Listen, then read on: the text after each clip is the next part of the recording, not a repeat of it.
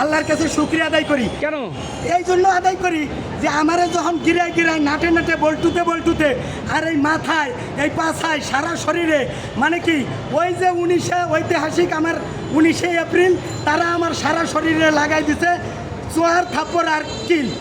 এরপরে গতকাল ছিল ঐতিহাসিক 16 জুলাই, সেখানে এই গোপালগঞ্জের খাইছে এনসিপি রাম ধোলাই।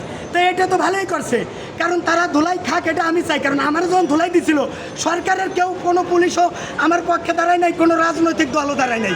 এখন নিজে বাঁচলে বাবার নাম, হেরা ধুলাই খাক আর আমার ফাঁসি হলে হবে। আমি 32 ভাঙছি, স্বাধীনতার জন্য যুদ্ধ করছি, আমারও একদিন ধুলাই দিয়া এদেশের জন আওয়ামী লীগের লোক যদি মারে তাতে আমার শুক্রিয়া, আমার কোনো ইয়া না। আমি হাসতে হাসতে এখন কি এই পরিবেশে নির্বাচন আসলে হবে আপনার কি মনে হয়? নির্বাচন না হলে তো এখন তো সেনাবাহিনী কুলাইতে পারতেছে, নির্বাচন না হলে গৃহযুদ্ধ শুরু হয়ে যাবে এদেশে। কেন? এই দেশে গৃহযুদ্ধ হবে, কারণ নির্বাচনের পরিবেশটাই সরকার কায়েম করে না।